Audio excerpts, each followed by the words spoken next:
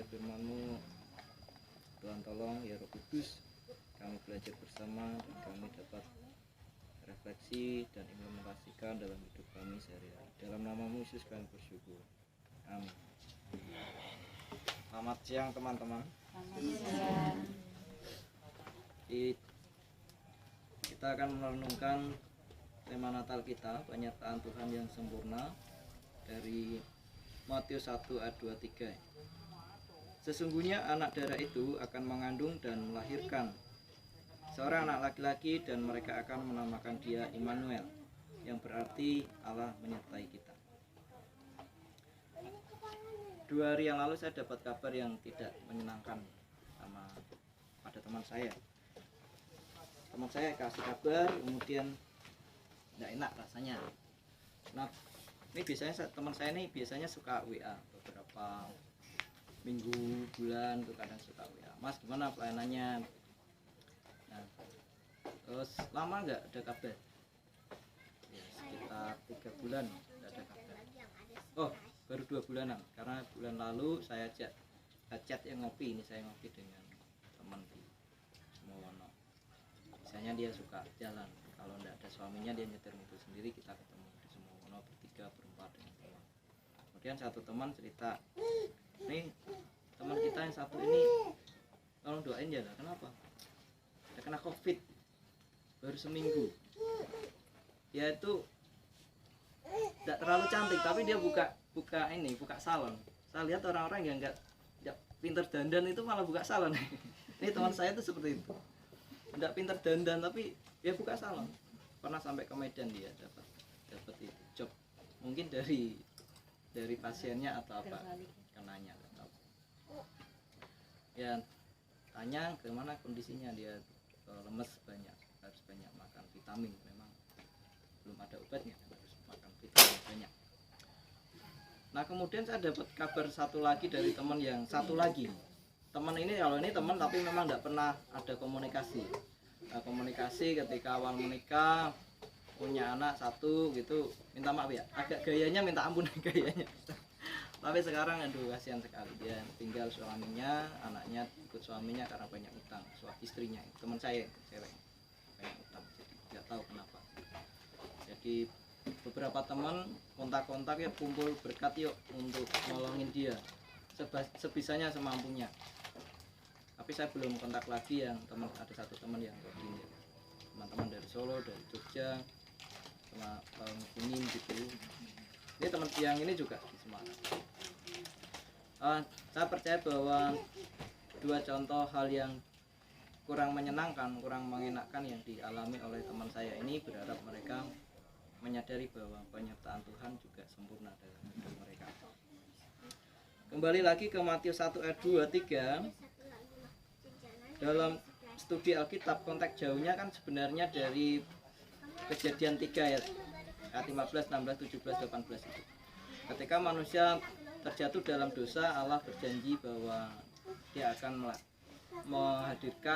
memberikan seorang anak untuk menjadi pribadi yang sangat dekat di dalam hidup manusia. Karena manusia saat detik itu juga sudah hubungannya sudah putus dengan Allah, sudah rusak dengan Allah.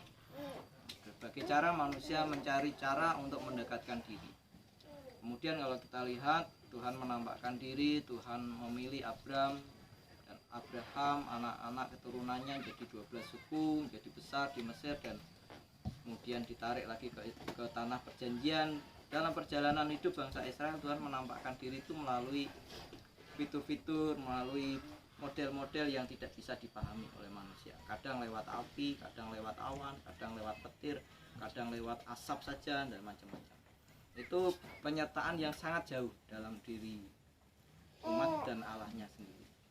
Dan janji ini dari Matius 1 ayat 23 itu, kalau konteks dekatnya kita lihat bahwa Matius 1 ayat 18 itu dimulai bagaimana Tuhan sudah mau menunjukkan, mengimplementasikan atau menjalankan atau menyatakan janjinya. Janji-janji yang dia berikan yang sifatnya tersurat ataupun tersirat dalam Alkitab kita.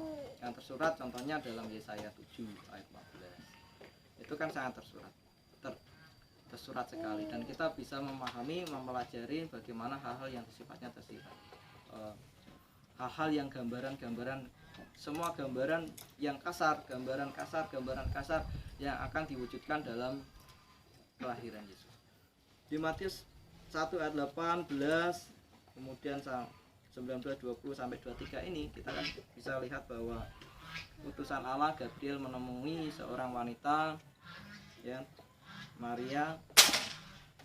Kemudian janji itu diteguhkan lagi melalui mimpi Yusuf, bahwa Yusuf harus mengambil Maria karena Maria akan mengandung pribadi yang namanya Immanuel.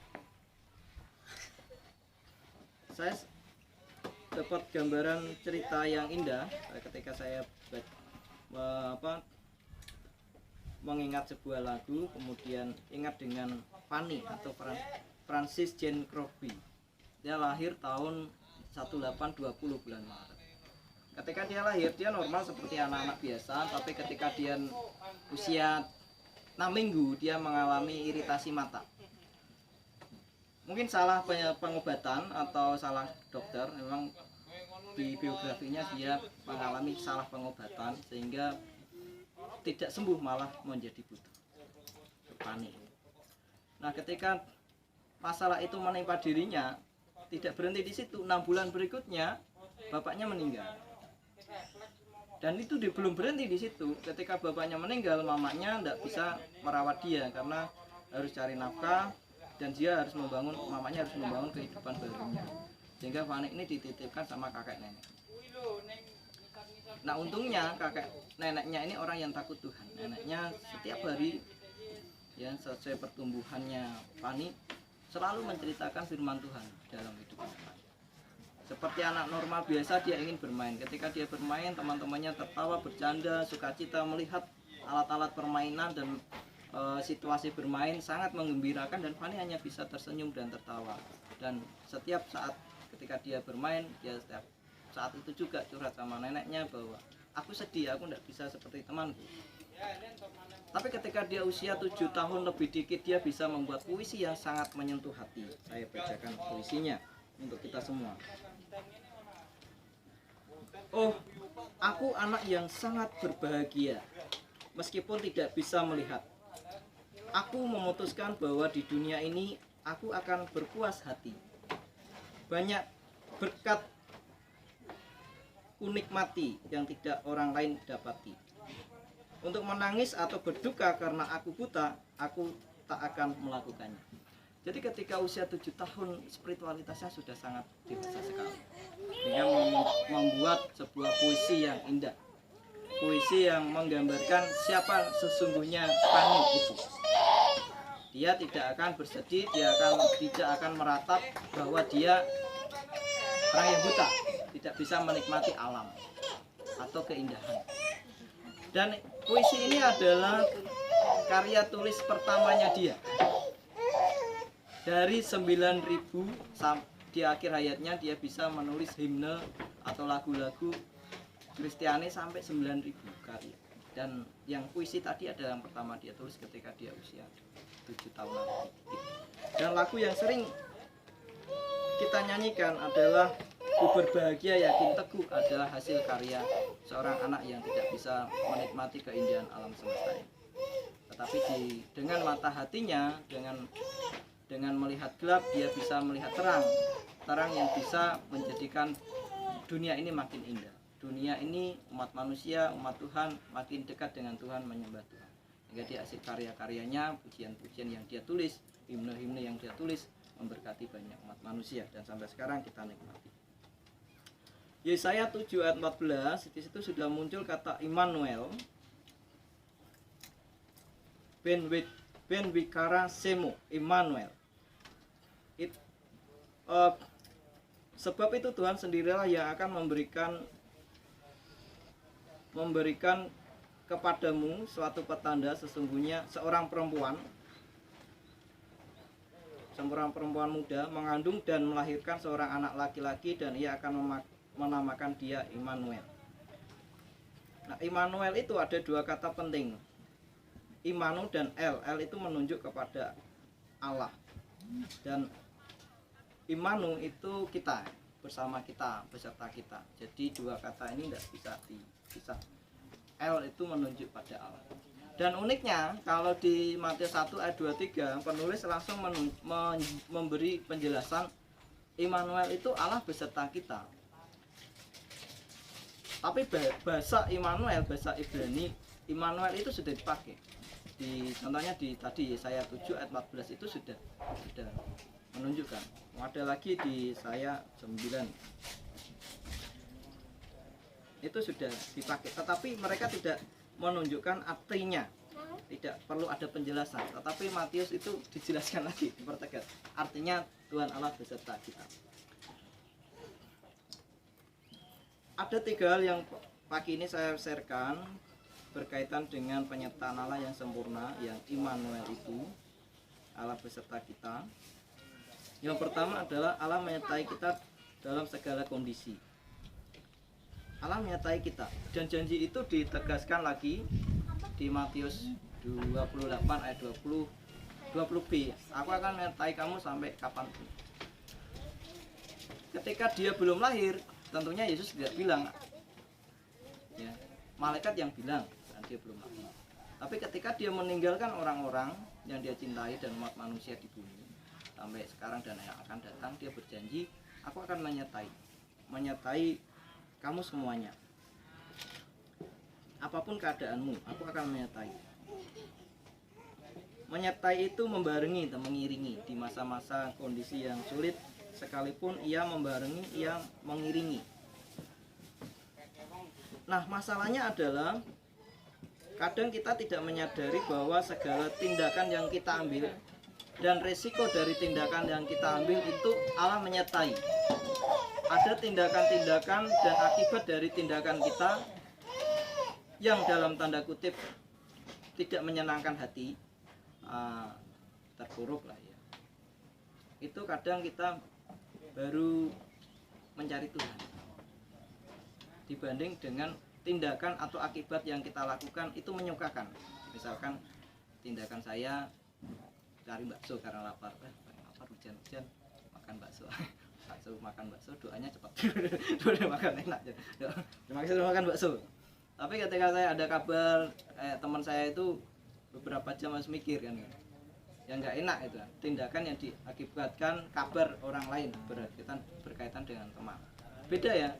Ketika kita di traktir teman, yuk ngopi, cepat sekali kita doa. Bahkan mungkin tidak mikir doa. Ada yang traktir. Padahal itu penyertaan Tuhan di situ.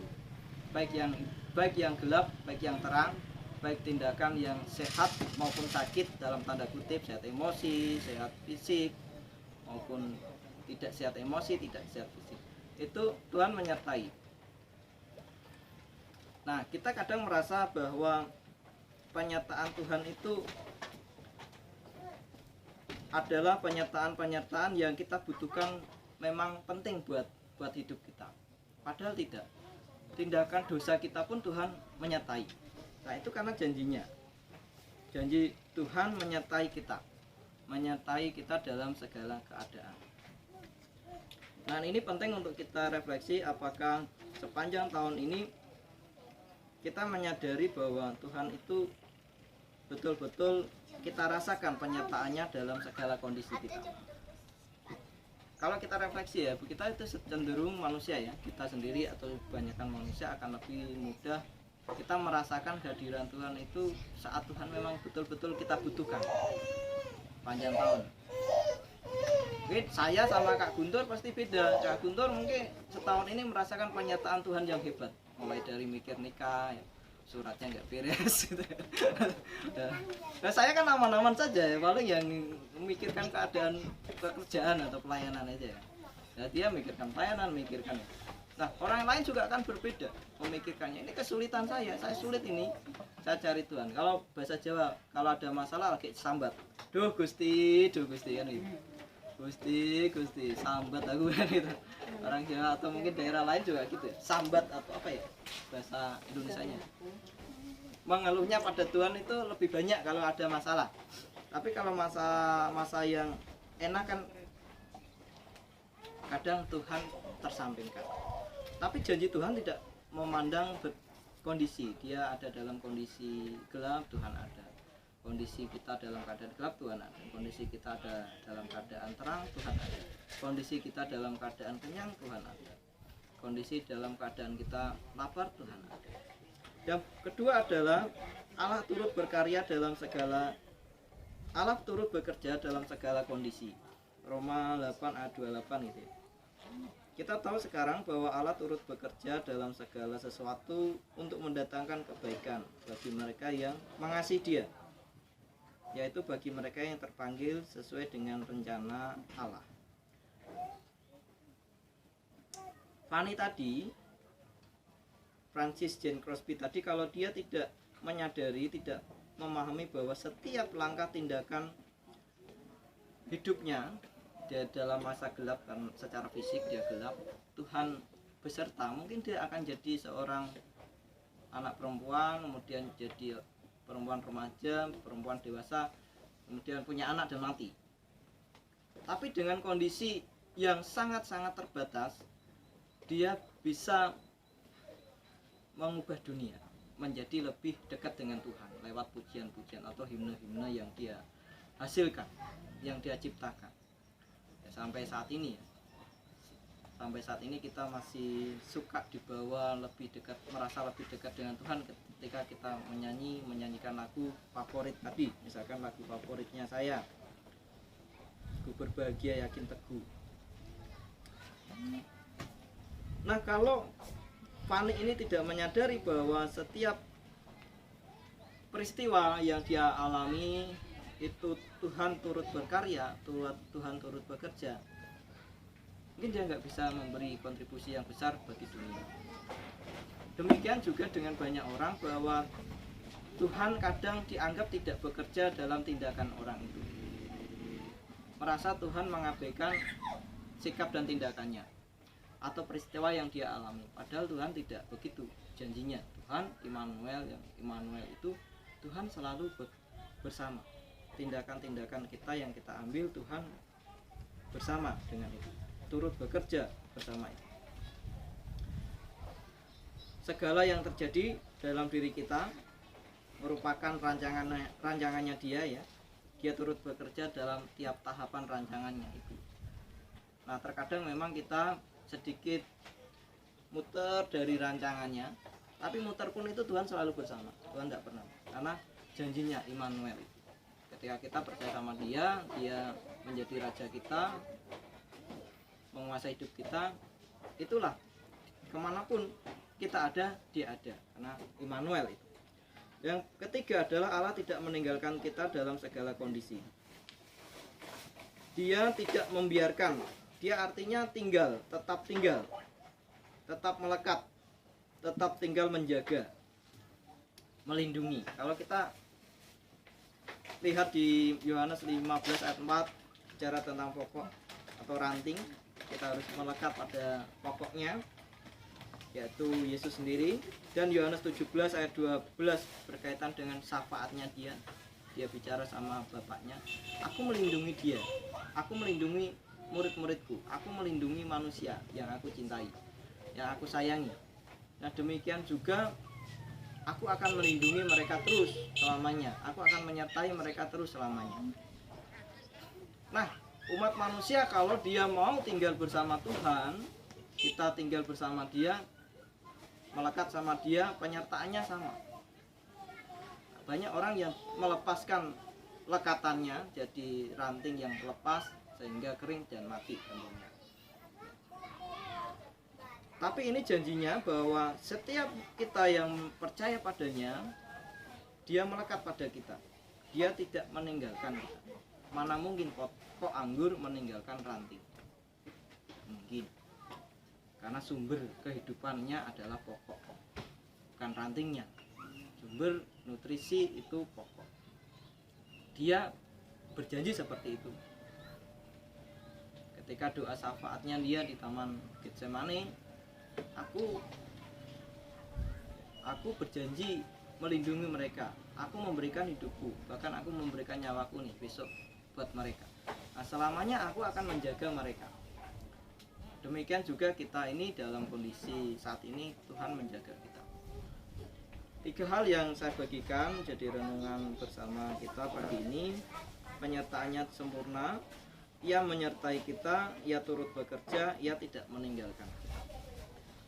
Dalam pelayanan kita ya, dalam masalah-masalah yang kita hadapi, Ia turut bekerja, Ia tidak meninggalkan kita, karena Ia adalah Immanuel di dalam hidup kita. Mari kita berdoa. Tuhan Yesus, terima kasih Engkau sudah ditetapkan dari yang agung, yang penuh kuasa, Allah Bapa sendiri. Engkau adalah Immanuel buat umat manusia yang percaya kepadamu. Nah, demikian itu janjimu, karena Engkau sendiri adalah Immanuel. Engkau adalah Immanuel. Hidupmu adalah Immanuel buat kami, sehingga kami tidak perlu takut menghadapi apapun di dalam dunia ini. Kami tidak perlu takut dalam mengambil keputusan dan akibat dari keputusan yang kami ambil, karena Engkau adalah Immanuel. Engkau beserta kami. Dan ajar terus kami mengandalkan Engkau yang Immanuel itu dalam berbagai kondisi, dimanapun kami berada, dan dalam apapun yang harus kami lakukan. Dan kami kerjakan sebagai tanggung jawab kami sebagai murid-murid sejatimu. Murid sejatimu adalah murid yang memuridkan, dan itu tanggung jawab besar kami, memuridkan orang-orang. Hanya di dalam nama Yesus kami bersyukur untuk Natal ini, bulan Desember, bulan Januari, waktu-waktu yang baik untuk kami refleksi dalam membangun hidup kami dan kehidupan di masyarakat serta orang-orang yang kami layani. Terima kasih, kami bersyukur. Amin.